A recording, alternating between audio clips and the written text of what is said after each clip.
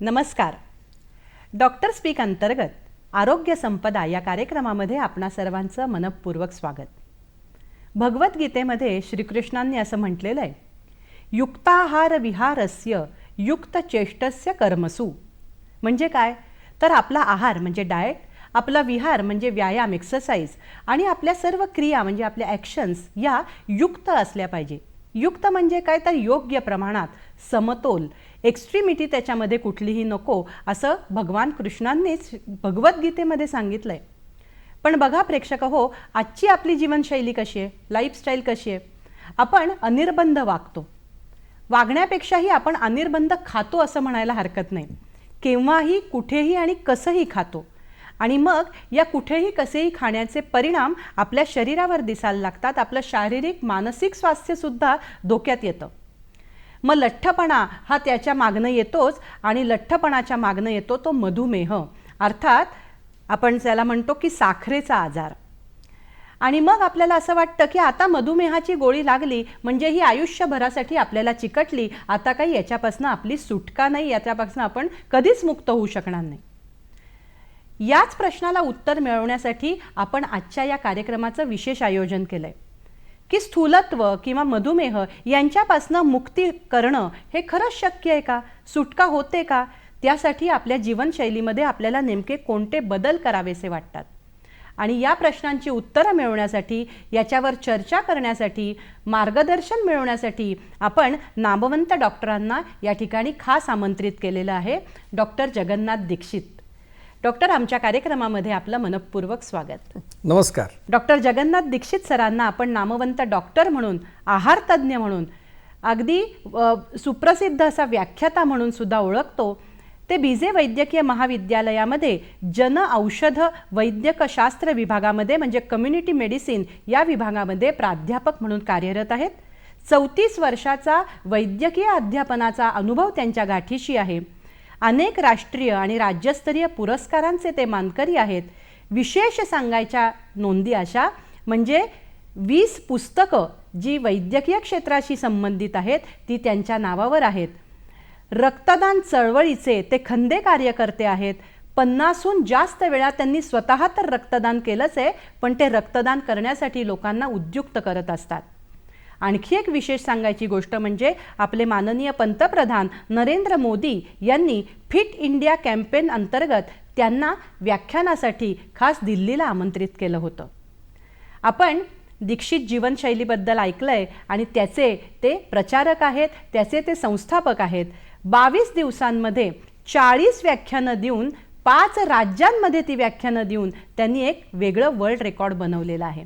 अशा दीक्षित सरांकडून आज आपण जीवनशैली आणि त्यातनं मधुमेह मुक्तीकडे कसं जायचं या संदर्भात मार्गदर्शन घेणार आहोत. सर, या विषयाकडे वळताना पहिलाच प्रश्न मला विचारायचा आहे की स्थूलत्व किंवा लठ्ठपणा याचे नेमके निकष कोणते? कारण गुडगुटीतपणा पण आपण म्हणतो, मग गुडगुटीतपणा आणि स्थूलत्व यात नेमका काय फरक आहे? हा नेहमी प्रश्न पडतो की आपण कोणाला जर म्हणायला गेलो की बाबा तू लठ्ठ झालायस, तर तो लगेच म्हणतो की मी खात्यापित्या घरचा आहे. आपल्याकडे असा समज आहे की पोट असणं हे म्हणजे संपन्नपणाचं लक्षण आहे असं लोकांना वाटत असतं.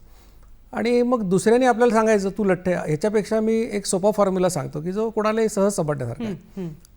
तर लठ्ठ कोणाला म्हणायचं तर आपण असं आपली उंची सेंटीमीटरमध्ये किती आहे ते आपण बघायला पाहिजे. समजा एखादा माणूस 6 फूट उंच आहे, त्याची 180 सेंटीमीटर उंची आहे, त्याच्यातून 100 वजा केले तर उरतात 80. त्या 80तून 10% वजा केले म्हणजे 8 किलो तर उरतात 72. तर याची जी रेंज आहे वजनाची ती 72 किलो ते 80 किलो असायला पाहिजे. त्याच्यामध्ये म्हणजे 80 किलो हे त्याचं जास्तीत जास्त वजन असायला पाहिजे.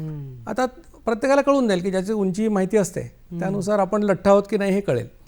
दुसरा एक जो आणखीन क्रायटेरिया असतो की तो पण चांगला आहे, कारण बऱ्याच वेळा काय होतं एखादा माणूस जर त्याचे मसल्स चांगले असतील, म्हणजे तो जिम करत असेल आणि त्याचंही वजन जास्त असतं, बरोबर, म्हणजे कदाचित ते आधीच हा क्रायटेरिया सांगितला याच्यानुसार तो लठ्ठ वाटू शकेल.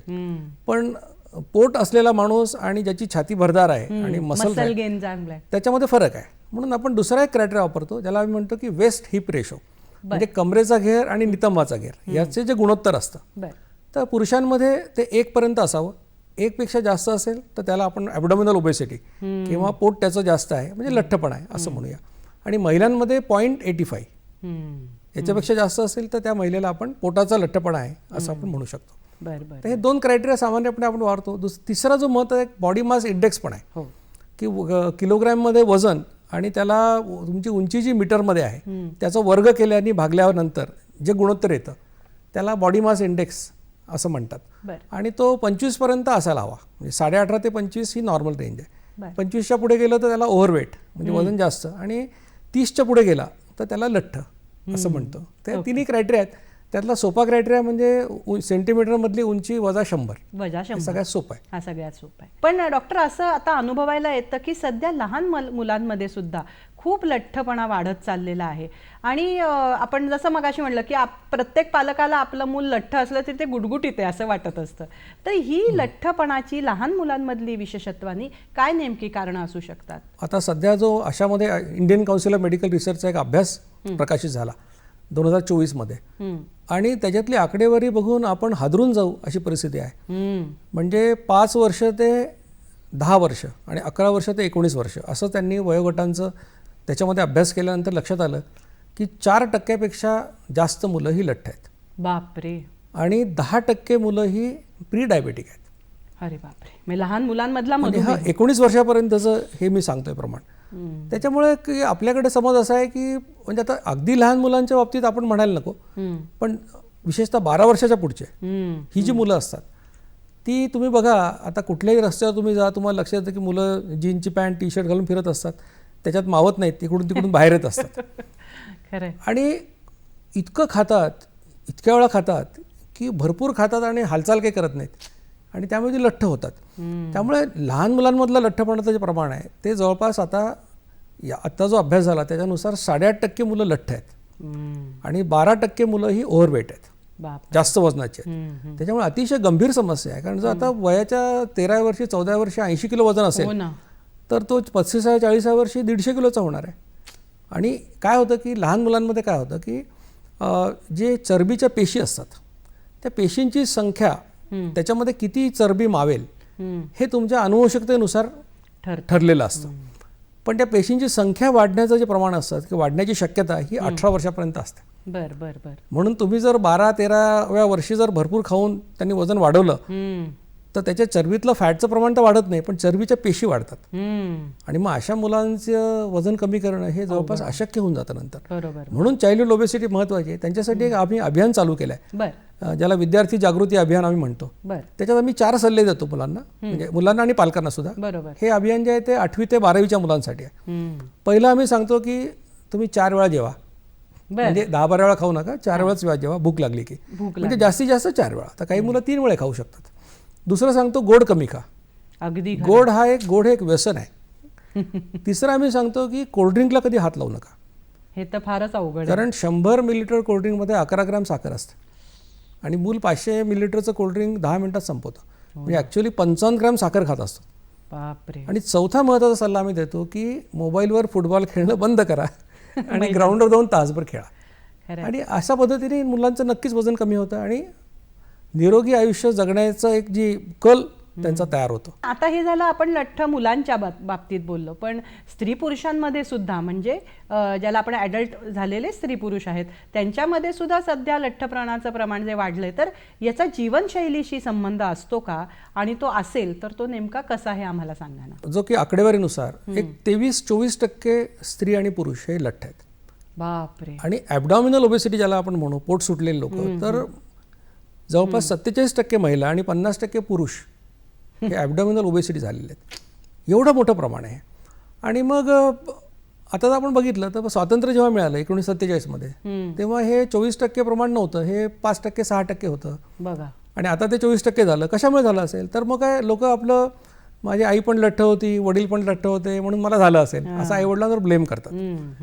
पण असं आहे का की आपले जीन्स जे आहेत हे काय 40, 50, 60 वर्षामध्ये एवढे खराब होऊ शकत नाहीत? हो ना.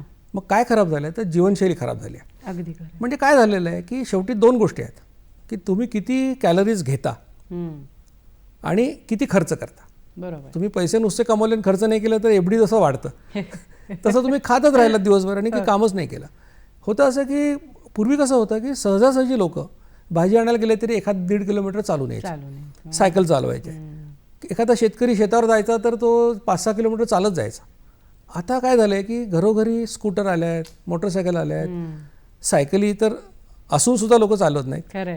आणि चालण्यासारखे रस्ते राहिलेले नाहीत. खरं. दुर्दैवाने. म्हणजे चालायला गेलेला माणूस हा सुखरूप परत येईल किंवा नाही ह्याची आपल्याला धास्ती वाटते, अशी परिस्थिती आहे.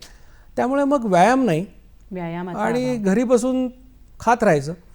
आणि त्याच्यामध्ये आता तुम्ही ऑनलाईन काही गोष्टी मागवू शकता अगदी, आणि बसल्या बसल्या तुम्हाला. आणि दुसरं की पैसे लोकांकडे थोडे जास्त आहेत आधीपेक्षा, पैसे जास्त आहेत त्याच्यामुळे लोक मग खर्च करतात आणि मग काम कमी आणि खाणं जास्त. सगळ्यात मोठा फरक हा जीवनशैलीमधला हा झालेला आहे. आणि अजून एक गोष्ट म्हणजे पूर्वी खायलाच एवढं अवेलेबल नसायचं, व्हरायटी ऑफ पदार्थ आणि अवेलेबिलिटी ऑफ फूड. म्हणजे मी जेव्हा मला आठवतं 1981ला मी मेडिकल कॉलेजला ॲडमिशन घेतली औरंगाबादला, छत्रपती संभाजीनगर. तेव्हा माझ्या कॉलेजच्या कॅम्पसमध्ये एकच हॉटेल होतं फक्त आणि त्या हॉटेलमध्ये फक्त चहा आणि खारी वगैरे मिळायचं.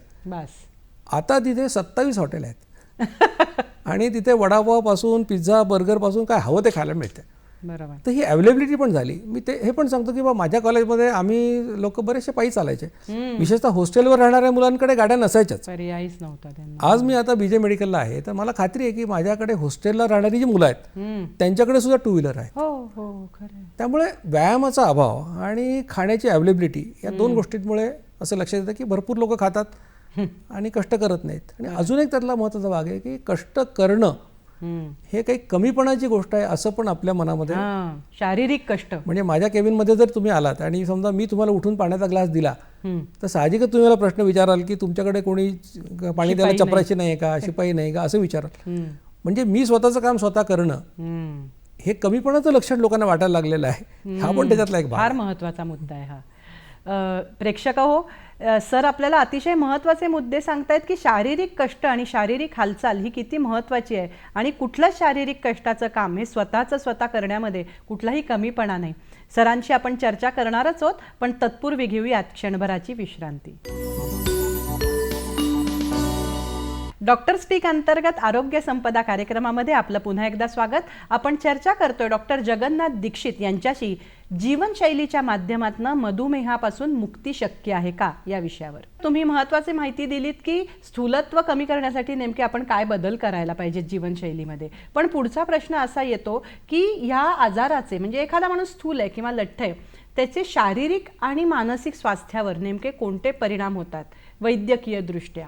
आता लक्षात घ्या की लठ्ठपणा जो आहे हा लठ्ठपणा स्वतः तर तो आजार आहेच, पण तो अनेक आजारांसाठीचा जोखीम घटक किंवा रिस्क फॅक्टर आहे. बरोबर. म्हणजे काय काय आजार तुम्हाला होऊ शकतात तुम्ही लठ्ठ असाल तर. पहिली गोष्ट म्हणजे तुम्ही लठ्ठ असाल तर तुमचे गुडघे दुखायला लागतील, कारण निसर्गाने तुमचं शरीर बनवलंय 70 किलोचं वजन उचलायला गुडघे तुमचे तयार केलेत आणि तुम्ही जर 120 किलोचे झालात तर ते गुडघे दुखणारच आहेत. म्हणजे लठ्ठपणामुळे होणारे अनेक आजार आहेत. त्याच्यामध्ये रक्तदाब वाढणे, बीपी, म्हणजे तुमचं 1 किलो वजन वाढलं तर तुमचा रक्तदाब 2 मिलीमीटरनी वाढतो. बापरे. म्हणजे याचा दुसरा चांगला अर्थ काय की तुमचं वजन 20 किलो कमी झालं तर तुमच्या ब्लड प्रेशरची गोळी बंद होणार आहे. खरंच. याच्यानंतर काय होतं की वजन वाढलं की तुमच्या रक्तामधला जो वाईट कोलेस्ट्रॉल असतो त्याचं प्रमाण वाढतं. रक्तवाहिन्या कठीण होण्याची शक्यता, ज्याला ॲथेरोस्क्लेरोसिस म्हणतो आम्ही, ती शक्यता वाढते. हार्ट अटॅक येण्याची शक्यता वाढते. इन्शुलिन रेझिस्टन्स येतो. बरोबर. आणि टाईप 2 डायबिटीस होतो. काही कॅन्सर सुद्धा लठ्ठपणाशी संबंधित आहेत. आणि महिलांमध्ये जे आपण म्हणतो की मासिक पाळी नियमित न येणं, त्याच्यामुळे मुलं न होणं, ज्याला PCOD आम्ही म्हणतो, तर हे देखील लठ्ठपणाशी संबंधित आहे. म्हणजे लठ्ठपणामुळे काय काय होऊ शकतं एवढ्या सगळ्या गोष्टी त्याच्याशी संबंधित आहेत. हे झालं शारीरिक. आता मानसिक सुद्धा. म्हणजे काय होतं की आपल्याकडे लठ्ठ माणसांना म्हणजे बॉडी शेमिंग ज्याला म्हणतो आपण, की एखादा बारीक असेल त्याला बारक्या म्हणणं, एखादा लठ्ठ असेल त्याला जाड्या म्हणणं, हे जे असं लोक सहजगत्या करतात. म्हणजे त्याच्यामध्ये त्याला काय वाटेल वगैरे असा विचार काही करत बसत नाहीत लोक. त्यामुळे कसंही त्याला चिडवणं आणि हे करतात. त्याच्यामुळे काय होतं की हळूहळू ही मुलं आयसोलेट होतात. बरोबर. म्हणजे ग्रुपमध्ये राहणारी मुलं, एक न्यूनगंड येत असतो. न्यूनगंड येतो किंवा अरे आपल्याला, आणि काय होतं की आता 3-4 मुलं चाललीत खेळायला, जो लठ्ठ असतो त्याच्या हालचाली हळू असतात, साहजिकच त्याला बाकीची मुलं मग खेळायला घेत नाहीत, बाजूला ठेवतात. मग काय होतं की त्याच्या मानसिकतेवर परिणाम त्याचा होतो. काही मुलं निराश होतात, डिप्रेशन येतं, आणि मग त्यांना पास टाईम काय असतो, खाणं. कारण त्या खाण्यामध्ये TV बघायचा, कार्टून बघायचं काहीतरी आणि खात बसायचं, त्यांनी वजन वाढतं. मग हे आणखीन ते विशस सायकल तयार होतं, आणि असे मानसिक परिणाम लठ्ठपणामुळे होऊ शकतात. आणि म्हणून म्हणजे त्यांनी स्वतःवर तर तो सगळं जीवनशैलीचा अंगीकार करून वजन कमी करा हे तर आहेच, पण आपण त्यांचे मित्र म्हणून, कुटुंबातले लोक म्हणून देखील आपण ते लक्ष दिलं पाहिजे की आपण त्यांना अशा प्रकारे नावं ठेवत नाहीये. म्हणजे हे सांगणं बरोबर आहे की वजन कमी कर, पण प्रत्येक वेळेला त्याची तुलना दुसऱ्या मुलाशी करणं किंवा त्याला जाड्या म्हणणं किंवा अशा प्रकारचं आपण हे अवॉइड केलं पाहिजे. तुम्ही म्हणालात की मधुमेह त्यातनं होतो, लठ्ठ माणसांना मधुमेह होण्याचं प्रमाण जास्ती असतं. तसं आजकाल स्ट्रेस म्हणजे ताण हे सुद्धा एक कारण म्हटलं जातं. तर ते पण कारण आहे का, आणि इतर कोणती कारणं आपण मधुमेहासाठी स्पेशली सांगतो? आयुष्यामध्ये ताणतणाव सगळ्यांना असतातच. म्हणजे असा कुठलाच व्यक्ती नाही, जसं सुखी माणसं सदरा तुम्हाला मिळणार नाही तसं तुम्हाला स्ट्रेस नसलेला माणूस मिळणारच नाही. पण आता स्ट्रेस सुद्धा 2 प्रकारचा असतो. म्हणजे एकाला आम्ही म्हणतो यू स्ट्रेस आणि एकाला म्हणतो आम्ही डिस्ट्रेस. म्हणजे काय की समजा आता तुम्ही मला इंटरव्ह्यूला इथे बोलवलं आणि मला त्याचं एक प्रकारे टेन्शन, स्ट्रेस येतो, कारण हा परफॉर्मन्स असतो ना की मला कुठेतरी बोलायचं आहे, मला लोक ऐकणार आहेत, तर चांगलं व्हायला पाहिजे. बरोबर. पण ह्याच्यामुळे काय होतं की मी तयारी करतो आणि चांगला परफॉर्मन्स द्यायचा प्रयत्न करतो. याला म्हणायचं यू स्ट्रेस. म्हणजे तो सकारात्मक आहे किंवा मला परफॉर्मन्स करायचा आहे त्या दृष्टीने मी तयारी करतो. पण समजा असं झालं की तुम्ही मला बोलवलंय आणि मग मला असं वाटलं अरे नको बाबा हे काय आपल्याला जमणार नाही, याचा स्ट्रेस खूप आहे, तर मी म्हटलं जाऊ दे आत्ता नको, मला 8 दिवसांनी बोलवा. म्हणजे त्यातून मी पळून जायचा प्रयत्न केला, तर काय होणार, मग हा डिस्ट्रेस आहे. बरोबर. आणि हा कशाने येतो, तर जे काम आपल्याला आवडत नाही ते आपण करायला लागलो, ते करावं लागलं तर आपल्याला त्याचा स्ट्रेस येतो. आणि स्ट्रेस म्हणजे आपण जर बघितलं आपलं फिजिओलॉजिकल जे काही सायकल म्हणजे फिजिओलॉजिकल रिॲक्शन आहे कुठल्याही गोष्टीला, म्हणजे तुमच्या अंगावर कुत्रं आलं एकदम पळत, तुम्ही रस्त्यावर चालले आणि कुत्रं आलं, तुम्ही काय करता, 2 रिस्पॉन्स असतात. एक तर तुम्ही पळून जाता, नाही तर दुसऱ्या हातात काठी असेल तर ते त्याला मारायला जातात. म्हणजे फाईट ऑर फ्लाईट हे 2 रिस्पॉन्स आपले असतात कुठल्याही संकटासाठी. आणि दोन्ही रिस्पॉन्ससाठी तुम्हाला तुमच्या शरीरामध्ये ऊर्जा लागते. बरोबर. आणि त्याला काय तुमचे कॉर्टिकोस्टेरॉइड्स नावाचे हार्मोन सिक्रेट होतात. आणि ते सिक्रेट झाले की ग्लुकोजचं प्रमाण वाढतं, कारण तुम्हाला ऊर्जा लागते, त्यामुळे ती इन्स्टंट ग्लुकोज तुम्हाला मिळणं आवश्यक असतं. त्याच्यामुळे स्टेरॉइड वाढतात, ॲड्रिनलिन वाढतं, आणि त्याच्यामुळे मग काय होतं की स्ट्रेसमुळे तुम्हाला साहजिकच शुगर वाढली आणि तुम्ही कायम स्ट्रेसमध्ये असलात तर तुम्हाला डायबिटीस होण्याची शक्यता नक्कीच वाढते. पण ते एक झालं म्हणजे, आणि बाकी डायबिटीस होण्याची जी अनेक कारणं आहेत. आता म्हणजे मुख्य तुम्हाला मी कारण असं सांगेन की तुमच्या शरीरामध्ये इन्शुलिन नावाचा हार्मोन आहे जो तुमच्या स्वादुपिंडातून तयार होतो, त्याला इंग्रजीत पॅन्क्रियाज म्हणतात. या इन्शुलिनचं प्रमाण जर वाढलं, ज्याला तांत्रिक भाषेमध्ये हायपर इन्शुलिनेमिया असं म्हणतात, त्याचं प्रमाण वाढलं तर तुम्ही आधी लठ्ठ होता, मग तुम्हाला इन्शुलिन रेझिस्टन्स येतो आणि मग टाईप 2 डायबिटीस होतो. हा सिद्धांत आहे, म्हणजे मी जे जीवनशैली सांगतो त्याच्यामागचा सिद्धांत हाच आहे. बरोबर. आणि आता इन्शुलिन आपण बोलतो आहोत तर हे समजून घेऊया की या इन्शुलिन तयार कसं होतं आणि त्याचं काम काय. तर तो पॅन्क्रियाजमध्ये तयार होतं सांगितलं, बीटा सेलमधून तयार होतं. तयार होण्याचे दोन प्रकारे तयार होतं. एकाला आम्ही म्हणतो बेसलाईन सिक्रेशन, म्हणजे 24 तास तुमच्या पॅन्क्रियाजमधून थोडं थोडं इन्शुलिन तयार होतं. 24 तास ते जवळपास 18 ते 32 युनिट एवढं दिवसात तयार होतं. आणि याचं वैशिष्ट्य असं आहे की ते थांबवणं तुमच्या हातात नाही, म्हणजे तुमच्या नियंत्रणाच्या बाहेर आहे, त्याला तुम्ही काही करू शकत नाही, ते येत राहील, जिवंत राहण्यासाठी आवश्यक आहे. इन्शुलिन निर्माण होण्याचा दुसरा मार्ग असा आहे की प्रत्येक वेळेला काही खाल्लं की इन्शुलिन तयार होतं. म्हणजे प्रत्येक वेळेला खाल्लं की इन्शुलिन तयार होतं. अपेक्षा अशी असते की जेवढं इन्शुलिन दिवसात लागतं त्याच्या 50% बेसलाईनने मिळावं, 50% तुम्ही खाण्यामुळे तयार करावं. म्हणजे 18 ते 32 युनिट बेसलाईन आहे, तर 18 ते 32 युनिट खाण्यामुळे तयार व्हावं. आता जे इन्शुलिन खाण्यामुळे तयार होतं त्याची 3 वैशिष्ट्ये असतात. पहिलं वैशिष्ट्य असं की प्रत्येक वेळेला खाल्लं तुम्ही की एका विशिष्ट प्रमाणात इन्शुलिन निर्माण करता. बरोबर. मी माझ्या व्याख्यानांमध्ये सांगत असतो की तुमचं इन्शुलिन निर्माण करण्यात एक माप आहे, ते एक खाल्लं की ते एक माप इन्शुलिन पडतं. बरोबर. दुसरं वैशिष्ट्य असं कमी खा जास्त खा तेवढंच माप एक माप पडतं. हम्म. म्हणजे अर्धी पोळी खाल्ली काय आणि 2 पोळ्या खाल्ल्या काय, एक माप इन्शुलिन पडतं. आणि तिसरं वैशिष्ट्य असं आहे की ही इन्शुलिन निर्मिती चक्राकार प्रोसेस आहे. हां. पहिलं पीक 10 मिनिटाला येतो, दुसरा 55 मिनिटाला येतो आणि 3.5 तासामध्ये ते बेसलाईनला जातं. बर. त्यामुळे रॉ मटेरियल वापरून झालं, इन्शुलिन तयार झालं की ते पुन्हा तयार व्हायला काही वेळ लागतो. हम्म. तो सामान्यपणे 55 मिनिटाचा वेळ आहे. त्यामुळे 55 मिनिटात जेवण संपलं तर एकदा इन्शुलिन तयार होतं, 55च्या पुढे गेलं तर 2दा तयार होतं. हम्म. तर अशा प्रकारे इन्शुलिन तयार होतं. तर इन्शुलिनचं काम काय बघा, इन्शुलिन हा एक संग्राहक संप्रेरक आहे, हां. कॉन्झर्विंग हॉर्मोन आहे. बरोबर. ऊर्जा साठवण्याचं काम इन्शुलिन करतो. निर्मितीची प्रक्रिया, अनेक निर्मितीची प्रक्रिया जी असते म्हणजे ती इन्शुलिनमुळे होते. हम्म. आता अन्न खाल्ल्यानंतर इन्शुलिन तयार होण्याचं कारण असं आहे की अन्नाचं पचन झाल्यानंतर हम्म. रक्तामध्ये जे अन्नाचे एंड प्रॉडक्ट्स येतात पचन झाल्यावर, हम्म. म्हणजे कार्बोहायड्रेट्स असतात त्याचं रूपांतर ग्लुकोजमध्ये होतं, बरोबर. फॅट्सचं रूपांतर फॅटी ॲसिड होतं आणि प्रोटीनचं रूपांतर तुमच्या अमायनो ॲसिडमध्ये होतं. हम्म. तर हे 3 एंड प्रोडक्ट रक्तामध्ये असतात, ह्याचा वापर करणं इन्शुलिनचं काम असतं. हम्म. म्हणून ते खाल्ल्यानंतर तयार होत असतं. आता काय असतं की तुमच्या शरीरामध्ये करोडो पेशी आहेत. हम्म. पेशी म्हणजे शरीराचा सगळ्यात लहान घटक आणि प्रत्येक पेशीला जिवंत राहायला काम करायला ऊर्जा लागते आणि सगळ्या पेशींची ऊर्जेची गरज आपण एकत्र केली तर ती तुमची दैनंदिन गरज होते. बरोबर. आणि आम्ही असं म्हणतो की साधारणपणे तुम्हाला 2000 कॅलरीज ऊर्जा लागते दिवसभरात. आता लठ्ठ व्यक्तीला किंवा जो अंगमेहनतीचं काम करतो त्याला जास्त लागेल, पण सरासरी 2000 पकडूया. बरोबर. आता ही ऊर्जा कशी मिळते, तर ऊर्जा मिळवण्यासाठी कुठलं तरी इंधन जाळावं लागतं. तर तुमच्याकडे 2 इंधनं जाळण्यासाठी आहेत. एक आहे ग्लुकोज, 1 ग्रॅम ग्लुकोज जाळा तुम्हाला 4 कॅलरी मिळतात. बर. दुसरं इंधन आहे फॅटी ॲसिड म्हणजे चरबी, हम्म. ते 1 ग्रॅम जाळलं की 9 कॅलरीज मिळतात. हम्म. आता ही 2 इंधनं आहेत, पण याच्यामध्ये प्रायोरिटी आहे. हम्म. ग्लुकोज खूप जास्त प्रमाणात साठवता येत नाही, म्हणून ती आधी संपवावी लागते. बरोबर. आणि फॅटी ॲसिड तुम्ही खूप साठवू शकता फॅट, त्यामुळे ते नंतर संपवलं जातं. हम्म. म्हणजे रक्तामध्ये जर फॅटी ॲसिड असेल तर आधी तुमच्या ग्लुकोजलाच म्हणजे हम्म. त्याला हात लागेल आणि ग्लुकोज संपल्यानंतरच फॅटी ॲसिडला हात लागतो, असं त्याच्यामध्ये हे आहे. आता तुम्हाला असं वाटेल की जेवण झालं, अन्नाचं पचन झालं, रक्तात ग्लुकोज आलं, इन्शुलिन तयार झालेलं आहे. हम्म. आता काय व्हायला पाहिजे, रक्तातलं ग्लुकोज पेशीत गेलं पाहिजे, पेशीने वापरलं पाहिजे.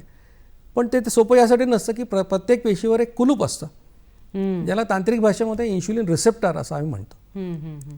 तर इन्शुलिनचं पहिलं काम काय की ते कुलप उघडायचे हां. आणि ग्लुकोजला पेशीमध्ये पोहोचवायचं, हे त्याचं पहिलं काम आहे. डॉक्टर, थोडंसं तुम्हाला थांबवतेमध्ये आपण ही इन्शुलिनची जी प्रक्रिया आहे ती बघणारच आहोत, ते नेमकं कसं कार्य करतो.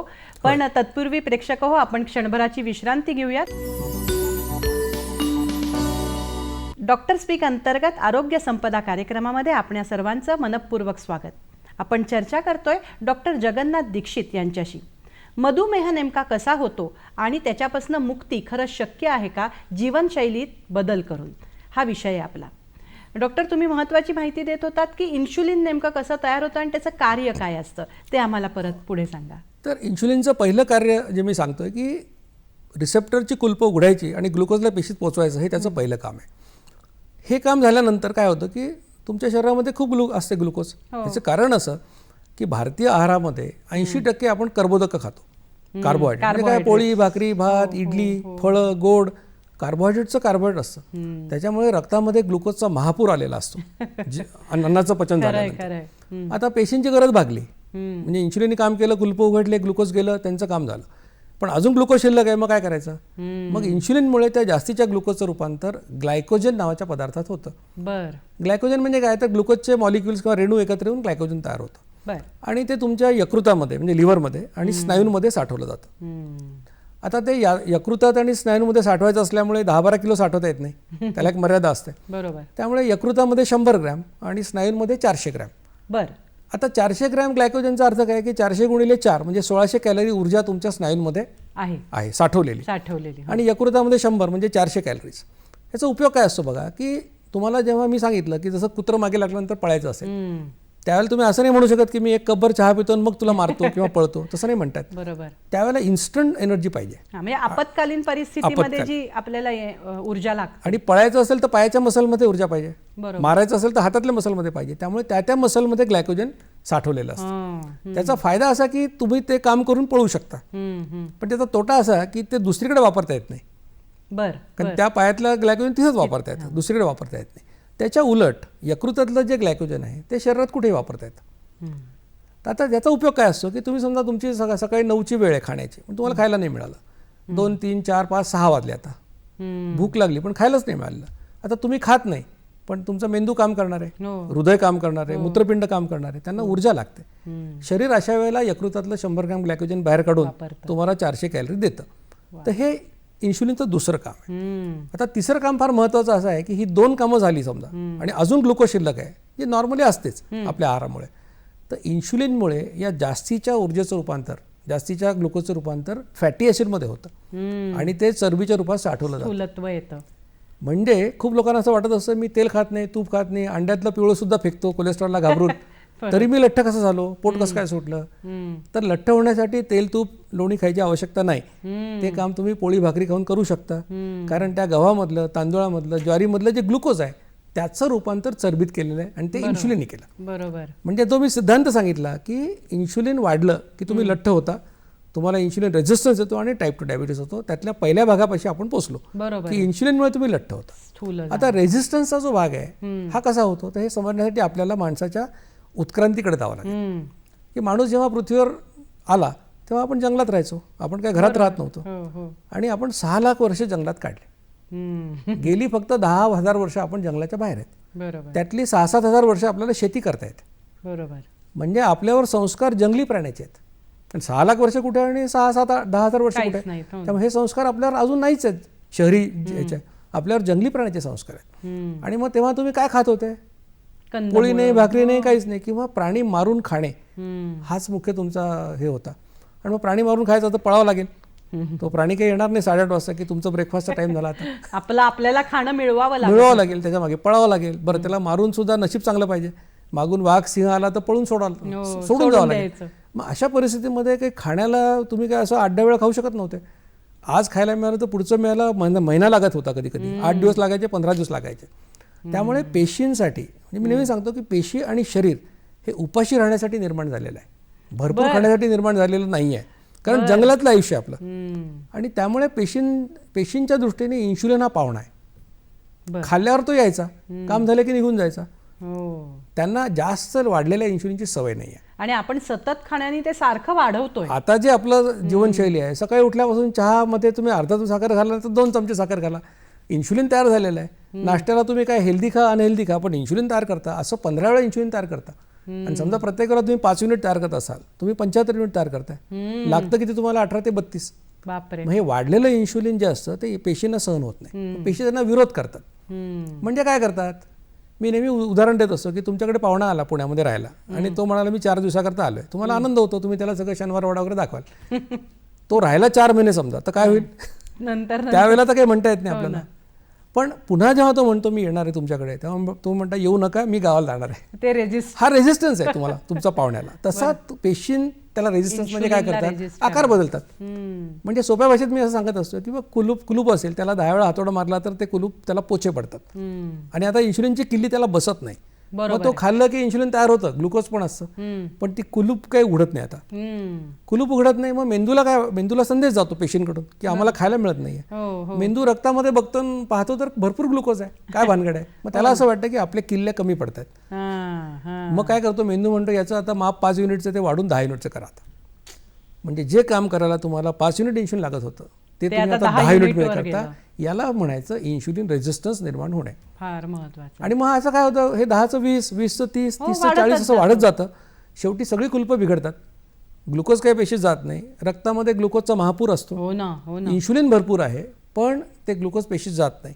बरं, ग्लुकोज एवढं असल्यामुळे रक्तात फॅटी ॲसिड वापरता येत नाही. बरोबर आहे. म्हणजे दोन्ही सोर्सेस ऊर्जेचे वापरता येत नाही. मग शरीर नाईलाजाने तिसऱ्या सोर्सकडे जातं, ते म्हणजे तुमचे प्रोटीन्स. ते स्नायूंमध्ये असतात.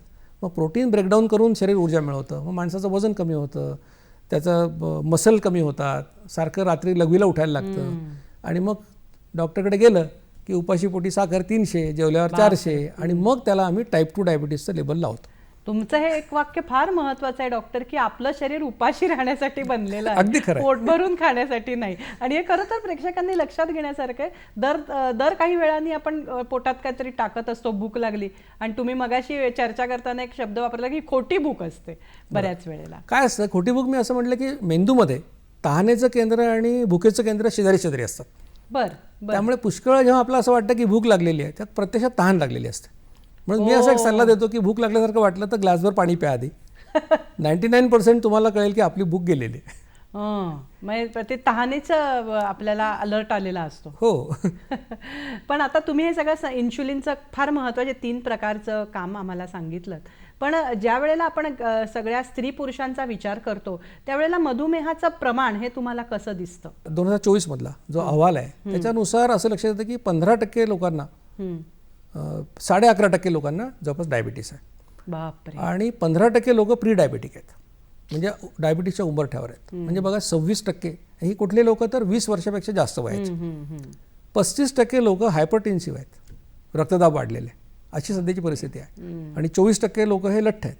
आणि स्त्री पुरुषांमध्ये काय वेगळापणा असतो? 1-2% फरक आहे, फार मोठा फरक नाही आहे. आणि ग्रामीण शहरी भागांमध्ये काही प्रमाणात फरक असतो? पूर्वी खूप मोठा फरक होता ग्रामीण शहरी भागामध्ये, पण आता तसा फरक फारसा काही दिसत नाही. आणि याचं कारण असं आहे की ग्रामीण भागामध्ये देखील, म्हणजे मी नेहमी सांगत असतो की विकास ज्या पद्धतीने आपला होतो की आज खेड्यामध्ये तुम्हाला शुद्ध प्यायचं पाणी मिळेल किंवा याची खात्री नाही आहे, पण तुम्हाला त्या प्रत्येक गावातल्या हॉटेलमध्ये कोल्ड्रिंक मात्र मिळेल अशी परिस्थिती आहे. खरंय. आणि लोक पारावर बसून वारंवार सारखे चहावर चहा पितात, गुटखे खातात. त्यामुळे जरी ते असं इकडे तिकडे पिझ्झा मागून खात नसले तरी त्यांचं इन्शुलिन वारंवार तयार होण्याची सोय त्यांनी केलेली आहे. आणि त्यामुळे फार मोठा फरक ग्रामीण आणि शहरी भागामध्ये नाही आहे. तरी अजून शहरी भागातलं प्रमाण जास्तच आहे. पूर्वी म्हणजे हा श्रीमंतांचा आणि शहरातला आजार म्हणून प्रामुख्याने ओळखला जायचा. आता तसं काही प्रमाण काही राहिलेलं नाही. सगळीकडे तो समावेश सगळीकडे त्याचा झालेला आहे, सर्वसमावेशक झालेला आहे. बरोबर. प्रेक्षक हो, मधुमेह नेमका कसा आपल्या जीवनाला प्रभावित करतो हे आपण बघतोय आणि ही चर्चा आपण पुढे चालूच ठेवणार आहोत. पण तत्पूर्वी घेऊयात क्षणभराची विश्रांती. डॉक्टर स्पीक अंतर्गत आरोग्य संपदा या कार्यक्रमामध्ये आपणा सर्वांचं पुन्हा एकदा स्वागत. आपण चर्चा करतोय डॉक्टर जगन्नाथ दीक्षित यांच्याशी आणि इन्शुलिनचं नेमकं कार्य कसं आहे आपल्याला त्यांनी सांगितलं आणि मधुमेह होण्यामागची कारणं काय आहेत हेही त्यांनी आपल्याला सांगितलं. आता त्यांचं प्रमाण हे कसं आहे हे आपण जाणून घेतोय.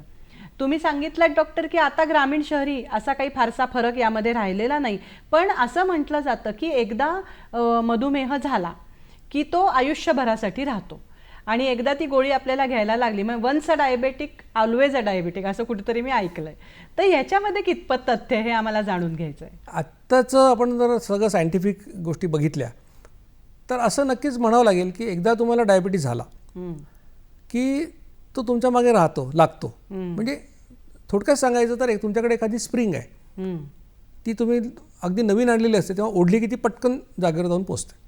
म्हणजे तुमच्या रक्तातल्या ग्लुकोजचं नियंत्रण करण्याचं जे मेकॅनिझम आहे ते तसं आहे की वाढली की इन्शुलिन येईल त्याला कमी करेल, हळूहळू ते लूज व्हायला लागतं. आणि मग ते लूज झालं एकदा की तुम्हाला मग जीवनशैलीच्या माध्यमातून तुम्ही औषधं न घेता तुमचा डायबिटीज नियंत्रणात आणू शकता. हे नक्की बरा होतो का हे अजून कदाचित मी 10 वर्षांनी तुम्हाला सांगेन की जीवनशैलीने बरा पण होतो. पण सध्या आम्ही असं म्हणतो की डायबिटीजचा औषधं न घेता नियंत्रणामध्ये नक्की येऊ शकतो, अंडर कंट्रोल राहू शकतो गोळ्या औषधं न घेता, हे अगदी खात्रीने सांगता येतं. पण मधुमेह तुमचा बरा होतो का याचं उत्तर आत्ता माझ्याकडे नाही. म्हणजे काही लोक आमचे जे फॉलोअर्स आहेत ते 5-5, 6-6 वर्ष करतात, डायबिटीसचं औषध घेत नव्हते, कधीच घेतलं नाही, आता त्यांनी गोड खाल्लं तरी त्यांची शुगर वाढत नाही, असे लोक आहेत. म्हणजे हे आपण म्हणूया की हे थोडे बरे होण्याच्या दिशेने त्यांचा प्रवास सुरू आहे. पण पूर्ण बरे झाले का सांगायला वेळ लागेल कदाचित.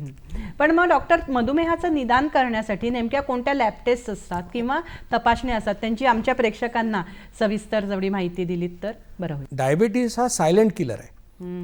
म्हणजे त्याची लक्षणं 50% लोकांमध्ये दिसतात आणि ती लक्षणं अशी आहेत की जास्त तहान लागणे, जास्त भूक लागणे, जास्त वेळा लघवीला जावं लागणे आणि हे सगळं जास्त खाऊन सुद्धा वजन कमी होणे, ही लक्षणं. पण ही 50% रुग्णांमध्ये सापडतात. 50% डायबिटीसच्या पेशंटचं डायग्नोसिस हे अपघाताने होतं. म्हणजे कुठे दात काढायला गेलेत, डॉक्टर म्हणाले आता शुगर बघा, मग 350 निघाली. तर अशा प्रकारे ॲक्सिडेंटली होतं. आणि पूर्वीचे आमचा समज होता की 40च्या पुढच्या लोकांना डायबिटीस होतो. आज मी तुम्हाला सांगू शकतो की 20, 22, 25 वर्षाची मुलं डायबिटीस झालेलं असतो. त्यामुळे जेवढ्या लवकर आपण डायग्नोसिस करू तेवढं चांगलं आहे. तर सगळ्यात सोपी गोष्ट करण्यासारखी म्हणजे की ब्लड शुगर, रक्तातली ग्लुकोज मोजणे, हे सगळ्यात सोपं आहे. आता कसं आहे की उपाशीपोटी तुम्ही जेव्हा साखर मोजता तर ती 100 पर्यंत असायला पाहिजे निरोगी माणसाची. 101 ते 125 असेल तर त्याला प्री डायबिटीस, मधुमेह पूर्व अवस्था म्हणतात. आणि 126 किंवा जास्त झाली त्याला डायबिटीस म्हणतात. खाल्ल्यानंतर 2 तासांनी, म्हणजे जेवण झाल्यानंतर 2 तासांनी जी आम्ही साखर मोजतो ती निरोगी व्यक्तीमध्ये 140 पर्यंत असायला पाहिजे. बरं. 141 ते 199ला म्हणतात प्री डायबिटीस आणि 200 किंवा जास्त त्याला म्हणतात डायबिटीस. ओके. तर रक्ताची तपासणी करून साखरेची हे तुम्हाला कळू शकतं. दुसरी अजून एक सोपी तपासणी म्हणण्यापेक्षा 3 महिन्याचं ॲव्हरेज ब्लड ग्लुकोज, त्याला HbA1c असं म्हणतात किंवा ग्लायकोसायलेटेड हिमोग्लोबिन म्हणतात, ते तुम्ही जर केलं आणि त्यासाठी उपाशी राहायची आवश्यकता नसते. बरोबर. ते तुम्ही कधी पण करू शकता. ते 5.6 पर्यंत असलं तर निरोगी माणूस, 5.7 ते 6.4ला म्हणतात प्री डायबिटीस आणि 6.5 किंवा जास्त म्हणतात डायबिटीस. ही एक तपासणी. अजून एक तपासणी केली जाते ज्याला आम्ही ओरल ग्लुकोज टॉलरन्स टेस्ट असं म्हणतो. त्याच्यात काय करतात की त्या व्यक्तीला बोलवून त्याला 75 ग्रॅम ग्लुकोज खायला देतात आणि मग त्याचं दर 30 मिनिटांनी त्याची रक्तातली ग्लुकोज मोजतात. पण ही खूप किचकट असल्यामुळे, कारण दर अर्धा तासाला त्याला पेशंटला 2 तास 2.5 तास थांबावं लागतं ते. त्यामुळे HbA1c जर केलं तरी देखील तुम्हाला पुष्कळ चांगल्या प्रकारे हे रिझल्ट मिळतात आणि आजकाल लोक जास्त करून HbA1cवर डिपेंड होतात. तर अशा प्रकारच्या तपासण्या करून आपल्याला कळू शकतं. दीक्षित डाएट किंवा दीक्षित जीवनशैली आपण ज्याला म्हणतो, तर ही जीवनशैली म्हणजे नेमकं काय आहे, याच्यामध्ये आहाराचं महत्त्व हे आधी आम्हाला. 2012 मध्ये मी डॉक्टर जिचकरांचं व्याख्यान ऐकलं आणि त्यांनी 2दा जेव्हा असं सांगितलं होतं ते करून पाहिलं, मला फायदा झाला, मग लोकांना सांगायला लागलो. म्हणजे त्यांनी जे सांगितलं त्याच्यामध्ये सुधारणा केल्या, संशोधन केलं. तर माझ्यासाठी ती जिचकर जीवनशैली आहे. पण आता ती दीक्षित जीवनशैली म्हणून लोकप्रिय झाली कारण मी याचं काम खूप करतो आहे. तर ही जीवनशैली नेमकी काय आहे, तर मी सिद्धांत जो सांगितला की इन्शुलिन वाढलं की लठ्ठपणा येतो, इन्शुलिन रेझिस्टन्स होतो आणि टाईप 2 डायबिटीस होतो. मग इन्शुलिन जर वाढल्यामुळे प्रॉब्लेम होतात तर मग त्याचा उपाय काय असणार आहे, इन्शुलिन कमी करा. पण तुम्हाला आता इन्शुलिन तयार कसं होतं सांगितलेलं आहे.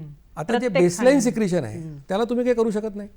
मग तुमच्या हातात काय उरलं, खाण्यामुळे तयार होणारे इन्शुलिन तुमच्या नियंत्रणात आहे. आणि तुम्हाला हे माहिती आहे आता की कमी खा जास्त काय इन्शुलिन तेवढं तयार होतं. बरोबर. म्हणजे कमी खाणे हे उत्तर नाहीये, कमी वेळा खाणे हे सोल्युशन आहे. कमी खाणे हे उत्तर नाही, कमी वेळा खाणे. आणि मग जीवनशैलीत काय सांगितलंय मी, पहिली गोष्ट सांगितली की कडक भुकेच्या 2 वेळा ओळखा, 2 वेळा जेवा. बरं. ही पहिला सल्ला आहे. आता या वेळा कुठल्या असू शकतील. दुसरं, 55 मिनिटाच्या आत जेवण संपवा. कारण काय की इन्शुलिन एकदाच तयार करायचं आहे, कारण 55च्या पुढे गेला तर इन्शुलिन 2दा तयार होईल. त्यामुळे 55 मिनिटाच्या आत संपवा. म्हणजे 20 मिनिटात संपलं तरी चालेल. काही लोक 55 मिनिटं खात बसतात. तिसरा मी सांगतो की जेवणातले कार्बोहायड्रेट कमी करा आणि प्रोटीन वाढवा. बरोबर. म्हणजे कसं काय, आता काय खायचं हे पण तुम्हाला मी सांगतो. बरोबर. की तुम्ही जर नॉन डायबिटिक असाल, म्हणजे तुमचं HbA1c 5.6च्या खाली आहे, तर तुम्ही जेवायच्या सुरुवातीला एखादं फळ किंवा ड्रायफ्रूट किंवा खाणार असाल तर गोड पदार्थ, मी रोज खा सांगत नाहीये, पण खाणार असाल तर सुरुवातीला खा. त्याच्यानंतर मोठी वाटी सॅलड खा. मोठी वाटीचा अर्थ काय होतो की 1 काकडी 1 टोमॅटो चिरल्यावर जेवढा आयवस तयार होतो तेवढं सॅलड तुम्ही खाऊ शकता. त्याच्यानंतर तेवढीच वाटी मोड आलेलं कडधान्य किंवा 2 उकडलेली अंडी. आणि हे 3 पदार्थ खाऊन झाल्यानंतर मग जेवढी भूक आहे तेवढं बाकीचं खा. म्हणजे आधी सगळी प्रोटीन्स घेऊन आपलं म्हणजे फायबर, प्रोटीन हे सगळं तुम्ही खा आणि त्याच्यानंतर तुम्ही बाकीच्या गोष्टी खाऊ शकता. हे झालं नॉन डायबेटिक. डायबेटिक असाल, प्री डायबेटिक असाल तर काय की जेवणाच्या सुरुवातीला 4 बदाम, 4 अक्रोड किंवा अर्धी मूठ शेंगदाणे, मग वाटीभर सॅलड. त्या सॅलडमध्ये सगळं खा, फक्त गाजर आणि बीट खाऊ नका, त्यांनी शुगर वाढते. त्यानंतर मोठी वाटी मोड आलेलं कडधान्य किंवा 2 अंडी आणि मग बाकी सगळं खा, पण गोड खाऊ नका आणि फळं खाऊ नका. हे डायबेटिक प्री डायबेटिकसाठी. आणि 2 जेवणांच्या मध्ये भूक लागली तर नॉन डायबेटिक असाल तर पाणी, घरी बनवलेलं पातळ ताक, म्हणजे काय 2 चमचे दह्यात ग्लासभर ताक बनवा. 2 चमचे दह्यात ग्लासभर ताक, म्हणजे खूप घट्ट नाही बनवायचं. Black tea, green tea, black coffee without flavour. एखाद वेळेला शहाळ्याचं पाणी दिवसातून. दिवसभरात एकदा 1 टोमॅटो. बरं. आणि हे चहा वगैरे सांगितलं याच्यामध्ये 25% दुधाचा पातळ चहा पण चालतो. ओके. पण त्याच्यात गूळ, साखर, मध, शुगर फ्री टाकायचं नाही, काहीच टाकायचं. आणि हे जे पदार्थ आहेत त्याच्यापैकी फक्त शहाळ्याचं पाणी एकदाच चालतं दिवसात आणि टोमॅटो पण एकच चालतो. बाकीचे पदार्थ किती वेळा घेतले तरी चालतात. डायबेटिक प्री डायबेटिक असाल तर फक्त पाणी, पातळ ताक आणि green tea, black tea, black coffee without any flavour एवढेच पदार्थ चालतात. म्हणजे यांना 25% दुधाचा चहा, शहाळ्याचं पाणी, टोमॅटो हे चालत नाही. तर म्हणजे 3 गोष्टी सांगितल्या आतापर्यंत की 2 वेळा जेवा, कडक भूक लागते, 55 मिनिटात संपवा, कसं खायचं ते सांगितलं. त्यानंतर डायबेटिक नसाल तरी सुद्धा गोड जेवढं कमी खाल तेवढं आरोग्यासाठी चांगलं. 2 कडक भुकेच्या वेळा ज्या आपण ओळखतो त्याच्या मधला वेळ किती असला पाहिजे. कडक भुकेच्या वेळा प्रत्येकाच्या वेगळ्या असतात. म्हणजे मी आता 1 आणि 9ला जेवतो, पण काही लोक सकाळी 10ला जेवतील, रात्री 8ला जेवतील. म्हणजे प्रत्येकाच्या ह्या वेळा वेगळ्या असतात. त्यामुळे काय होतं की असं काही ठराविक गॅप सांगितलेलं नाही की 2 जेवणामध्ये एवढा गॅप पाहिजे असं काही नाही. ती त्यांनी ओळखावी. त्याची ती ओळखायची कशी, म्हणजे सोपा उपाय मी सांगितला की मी जी कशी ओळखली तर मला तेव्हा शेपूची भाजी आवडायची नाही. मी घरी सांगितलं की शेपूची भाजी करून ठेवा. आणि ती भाजी जेव्हा मला आवडली ती खावीशी वाटली, ती तेव्हा माझी कडक भुकेची वेळ होती. तर असं प्रत्येकजण आपापल्या पद्धतीने बघू शकेल. पण सामान्यपणे जगात 2 पॅटर्न आहेत. एक पॅटर्न असा आहे की लोकांना सकाळी 9-9:30 ला भूक लागते, संध्याकाळी 6-6:30 ला भूक लागते. दुसरा पॅटर्न असा आहे 12 ते 1 ला लागते दुपारी आणि रात्री 8 ते 9 ला लागते. ज्याला कळणारच नाही आपली भुकेची वेळ, त्यांनी कुठल्या तरी पॅटर्ननी सुरू करावं, ट्रायल अँड एररनी, नंतर ते ॲडजस्ट होईल. आहार आणि कडक भुकेची वेळ ही कशी ओळखायची तेही आपल्याला सरांनी सांगितलं. आता व्यायामाचं महत्त्व नेमकं काय तेही आपण समजून घेणार आहोत, पण तत्पूर्वी घेऊयात क्षणभराची विश्रांती. डॉक्टर स्पीक अंतर्गत आरोग्य संपदा कार्यक्रमामध्ये आपणा सर्वांचं स्वागत. आपण चर्चा करतोय डॉक्टर जगन्नाथ दीक्षित यांच्याशी. आपण जीवनशैलीच्या माध्यमातून मधुमेहावर कसं नियंत्रण ठेवू शकतो या संदर्भात. डॉक्टर, तुम्ही आहाराचं फार महत्त्वाचं वैशिष्ट्य सांगितलं आणि सविस्तर आम्हाला सांगितलं. आता विहाराकडे आपण वळूयात, पण तत्पूर्वी आणखी एक छोटासा प्रश्न येतो की समजा मी 8 वाजता रात्री जेवली आणि दुसऱ्या दिवशीची माझी वेळ समजा 12 वाजताची, 11 वाजता, तर हा सगळा जो मधला वेळ जातो तो बऱ्यापैकी मोठा असतो कालावधी. मग तेव्हा कसं करायचं? मुळात एक लक्षात घ्या की जसा हा फास्टिंगचा पिरियड हा वाढतोय तसं तुमचं इन्शुलिन लेवल कमी होतीये आणि इन्शुलिन लेवल कमी झाल्याचेच तुम्हाला सगळे फायदे होत आहेत. त्यामुळे त्याची काळजी करायचं कारण नाही, तो गॅप किती असला तरी. आणि त्या गॅपमध्ये काय काय घेता येईल हे पण तुम्हाला मी सांगितलं, तो प्रश्न नाही. आता विहाराविषयी सांगायचं म्हणजे की साधा व्यायाम सांगितलेला आहे आणि सगळ्यात सोपा, कोणालाही करता येईल, खर्च येणार नाही असा व्यायाम काय, चालणे. तर आम्ही सांगतो की 45 मिनिटात 4.5 किलोमीटर चाला. 45 मिनिटात 4.5 किलोमीटर. आता काय होतं की लोक लठ्ठ असतात, गुडघे दुखतात, जमत नाही. सुरुवातीला म्हणतं वेळाकडे लक्ष देऊ नका, 4.5 किलोमीटर कव्हर करा, नंतर पळायला लागा. आणि पळता पळता मग तुम्हाला असं लक्षात येईल की आपण 100 मीटर पळालो, 100 मीटर चाललो, तर आपलं 45 मिनिटांमध्ये 6 किलोमीटर व्हायला लागलं. मग 21 किलोमीटर मॅरेथॉनमध्ये भाग घ्या. क्या बात आहे. शेवटी कसं आहे की तुम्ही काय स्वतःला टार्गेट ठेवता त्याच्यावर तुमचं डेव्हलपमेंट प्रगती सगळी अवलंबून असते. तर हा व्यायाम, किंवा सायकल चालवणार असाल तर एक 12 ते 15 किलोमीटर सायकल चालवा, स्विमिंग करू शकता. कुठलाही व्यायाम ज्याने तुमचा हार्ट रेट वाढतो तो करा. म्हणजे आहार आणि विहार या 2 गोष्टी केल्या तर तुम्हाला नक्की याचा फायदा होईल. बरोबर आहे. आता ही जीवनशैली महत्त्वाची गोष्ट अशी आहे की 3 प्रकारच्या लोकांनी करायची नाहीये. त्यांना याचा उपयोग होत नाही, त्यांनी करू नये. एक म्हणजे 18 वर्षाखालची मुलं, त्यांना मी सांगितलं की 4 वेळा खाण्याचा सल्ला आपण दिला. दुसरं म्हणजे गरोदर आणि स्तनदा माता, बरोबर आहे, त्यांनी मूल 9 महिन्याचं होईपर्यंत हे करू नये. आणि तिसरं म्हणजे टाईप 1 डायबिटीसचे लोक, कारण त्यांच्या शरीरात इन्शुलिन तयार होत नाही, त्यामुळे या लाईफस्टाईल त्यांना उपयोग होत नाही. 3 प्रकारच्या लोकांनी करू नये. जे टाईप 2 डायबिटीसचे लोक आहेत ते, त्यांनी सुद्धा मी त्यांना सल्ला देईन की आमची जिथे कुठे केंद्र आहेत, आमचे कोऑर्डिनेटर्स आहेत, आणि ह्या मुलाखतीच्या वेळेला देखील आपल्याला पडद्यावर काही व्हॉट्सअप नंबर दिसतील, त्यांना तुम्ही संपर्क करा, म्हणजे तुम्हाला ते गाईड करतील. बरोबर आहे. कारण कसं, तुम्ही डायबिटीसची 3 वेळा औषधं घ्याल आणि माझं ऐकून 2दा जेवाल, तर औषध घ्यायला जेवणार नाही तर हायपोग्लायसेमिया होईल, साखर कमी होऊन चक्कर येईल. म्हणून मनाने करू नका, अंडर गायडन्स नक्की करा, त्याचा तुम्हाला फायदा होईल. तर अशा प्रकारे आहार आणि विहार आणि कोणी करू नये हे मी तुम्हाला सांगितलं. पण डॉक्टर, म्हणजे आता तुम्ही मधुमेही रुग्णांसाठी हे टार्गेट सांगितलं, पण जे नॉर्मल रुग्ण आहेत त्यांनी पण हीच जीवनशैली फॉलो करायची ना, आणि ती पण आयुष्यभरासाठी. हो, मुळामध्ये कसं आहे की जीवनशैलीच आहे, त्याच्यामुळे ती काही 3 महिन्याचा क्रॅश कोर्स नाही आहे, ते तुम्हाला करायचं आहे.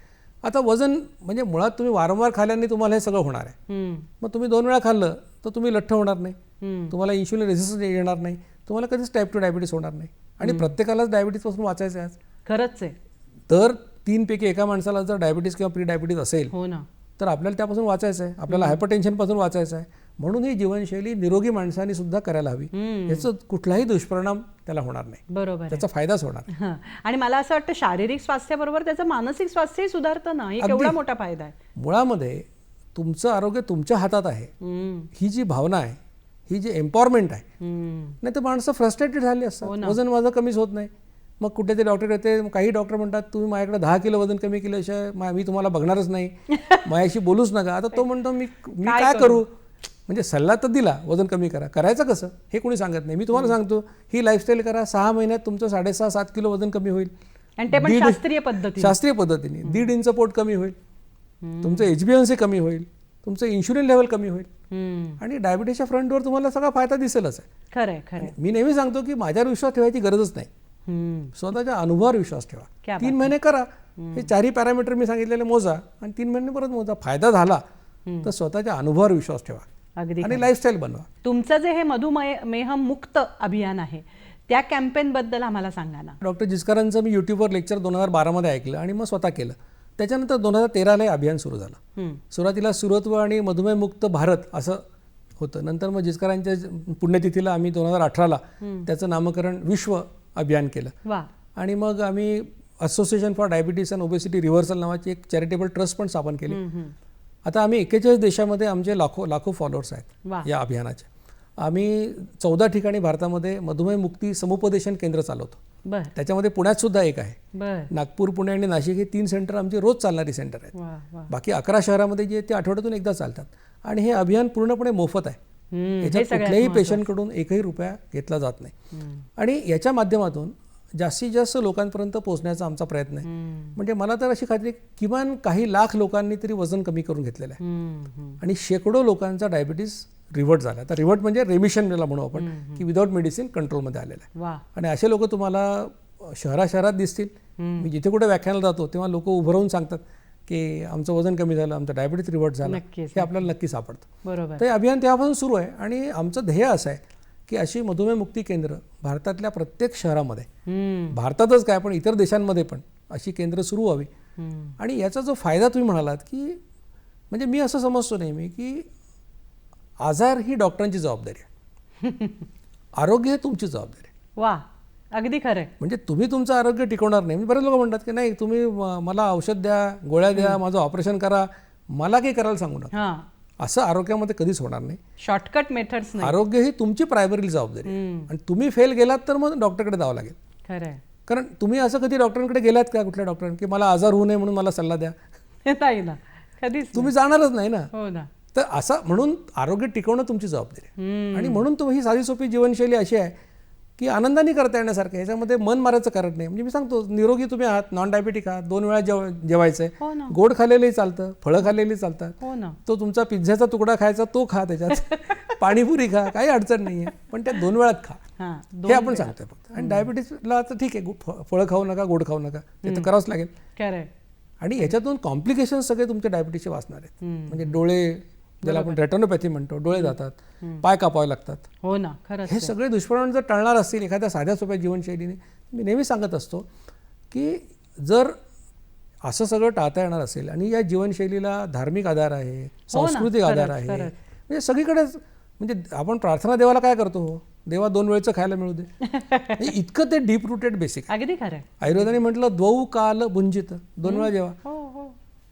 जैन धर्मामध्ये ब्यासना आहेच की 2दा जेवणाचं, सगळीकडेच आहे. असं कुठेच म्हटलेलं नाही सारखं खात राहा. आणि आपण सुद्धा जी व्रतवैकल्य करतो त्याच्यामध्ये जे उपास करायला सांगितले त्याच्या मागचंही शास्त्रीय कारण हेच आहे खरं तर. आठवड्याला एकदा उपास करणं खूप चांगली गोष्ट आहे खरं तर. प्रश्न बाकीचं दुप्पट खाशी न करता नाही तर आपल्याकडे उपास म्हटल्यानंतर आणखीन कार्बोहायड्रेटचा भडीमार आपण करत असतो. पण मला असं नेहमी वाटत असतं, मी व्याख्यानाचा शेवट नेहमी असा करत असतो की जर अशी जीवनशैली तुम्हाला कोणी सांगत असेल की जी फुकट आहे, ज्याला डॉक्टर लागत नाही, एक्सपर्ट लागत नाही, मशीन लागत नाही, पावडर लागत नाही, आणि आयुष्यभर आनंदाने करता येते, आणि नुसतं वजन कमी होतं असं नाही, डायबिटीस प्रिव्हेंट होतो किंवा रिव्हर्ट होतो, तर या देशाचे जबाबदार नागरिक म्हणून आपलं कर्तव्य आहे की आपण करून पाहिलं पाहिजे. असं म्हणत नाही, विश्वास ठेवला पाहिजे, करून पाहिलं पाहिजे, आणि फायदा झाला तर त्याच्यावर विश्वास ठेवला पाहिजे आणि लोकांना सांगितलं पाहिजे. अनुभव आला तसा माणसांचा विश्वास वाढत जातो. एक असा प्रश्न मनात येतो, मगाशी मी उल्लेख केला की आपले माननीय पंतप्रधान नरेंद्र मोदीजींच्या ज्या फिट इंडिया अंतर्गत तुम्ही व्याख्यान दिलं, तो अनुभव कसा होता? आणि एक छोटासा समय जाता जाता आम्हाला एखादा खूप तुम्हाला लक्षात राहणारा अनुभव असेल तर. मला जेव्हा पंतप्रधान कार्यालयातून फोन आला की तुम्हाला असं बोलवलंय, आणि तिथे माझी व्याख्यानं पंतप्रधान कार्यालयाच्या कर्मचाऱ्यांसाठी झाली, नंतर स्पेशल प्रोटेक्शन ग्रुपच्या लोकांसाठी झाली, आणि मला या गोष्टीचा म्हणजे कौतुक आणि अभिमान वाटतो की बा एक मराठी माणूस, मराठी प्राध्यापक, मी संसदेमध्ये खासदारांसाठी लेक्चर दिलं. वा वा, क्या बात. आणि मग मोदींची भेट झाली आणि त्यांनी सगळं समजून घेतलं. आणि मला सांगायला आवडेल की त्यानंतर 4-5 महिन्यांनी दैनिक भास्करला बातमी छापून आली. पत्रकारांनी मोदींना विचारलं की तुमचा डाएट प्लॅन काय? त्याचं हेडिंग असं होतं, मोदीजी का डाएट प्लॅन, दिन में 2 बार भोजन और हर बार 55 मिनिट में पूरा करते खाना. वा, किती छान. म्हणजे त्यावेळेला म्हणजे मोदी सुद्धा तो डाएट प्लॅन फॉलो करत असाल. आणि तुम्ही आठवण म्हणून सांगत असाल, म्हणजे मला याची ऊर्जा कुठून मिळते सगळी. 17 वर्षाचा एक मुलगा, आणि मला रात्री 11:30-12 वाजता त्याच्या आईवडिलांनी फोन केला, रडत होते फोनवर. त्या मुलाला त्याची HbA1c 14 होता. बापरे. आणि त्याला टाईप 1 डायबिटीस समजून डायबेटॉलॉजिस्टने इन्शुलिन सुरू केलं होतं. म्हणून त्यांनी मला रात्री फोन केला आणि मी म्हटलं ही काय वेळ आहे का फोन करायची. ते म्हणाले की आम्हाला वाटलं तुम्ही आम्हाला मदत कराल. मग मी त्याला बोलवलं. त्याचं सी पेप्टाइड नावाची एक टेस्ट करायला लागते की ज्याचं इन्शुलिन तयार होतं की नाही. ते बॉर्डरलाईन होतं. बाकी सगळे ऑर्गन त्याचे व्यवस्थित होते. एंड ऑर्गन डॅमेज काही नव्हतं. त्याला मी ही लाईफस्टाईल 1 महिनाभर करायला सांगितली. एका महिन्यात तो 14वरून 9वर आला HbA1c. वा. या गोष्टीला आता 6 वर्ष झाली. आजही तो मुलगा त्याचं HbA1c कधीही 6च्या वर जाऊ देत नाही. वा. एकही औषध त्यांनी घेतलेलं नाही. क्या बात. म्हणजे त्यांनी जर तेव्हा इन्शुलिन चालू केलं असतं त्याचं इन्शुलिन आयुष्यात कोणी बंद केलं नसतं. हो. ते आईवडील मला येऊन भेटले आणि त्या साहजिकच त्यांना असं वाटलं की अगदी देवासारखं कोणीतरी आपल्याला भेटलं. संपूर्ण बदल. तर असे जे अनुभव येतात त्याच्यामुळे असं वाटतं की हे करत राहायला पाहिजे, सांगत राहायला पाहिजे. जाता जाता आमच्या प्रथेप्रमाणे आरोग्य संपदा कार्यक्रमाच्या आमच्या सर्वसामान्य प्रेक्षकांसाठी जो ग्रामीण, शहरी, स्त्री, पुरुष, अशिक्षित, सुशिक्षित सर्व आहेत त्यांच्यासाठी आपण काय संदेश द्याल? तुमचं आरोग्य हे तुमच्या हातामध्ये आहे आणि तुम्ही त्याच्यापासून पळ काढू शकणार नाही या जबाबदारीतून. आणि हे कसं सांभाळायचं याचा सोपा उपाय तुम्हाला मी सांगितलेला आहे.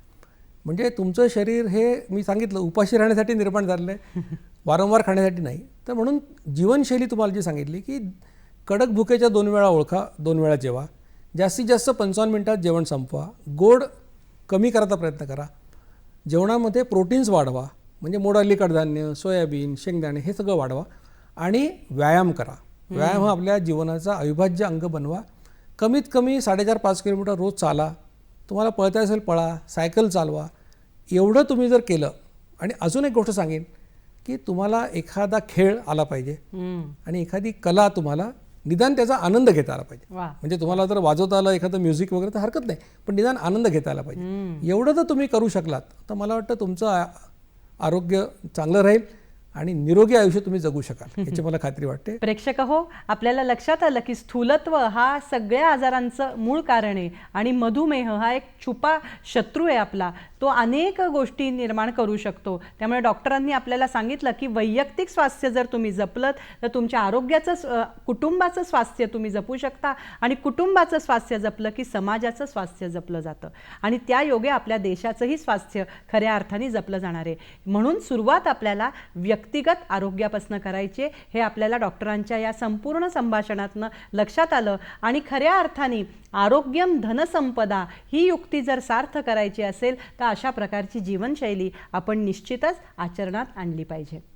डॉक्टर, तुम्ही या ठिकाणी आलात आणि आमच्या आरोग्य संपदाच्या प्रेक्षकांना या जीवनशैलीबद्दलची अत्यंत सविस्तर आणि शास्त्रीय माहिती दिलीत त्याबद्दल दूरदर्शनच्या वतीनं मी आपले मनपूर्वक आभार मानते. धन्यवाद. धन्यवाद.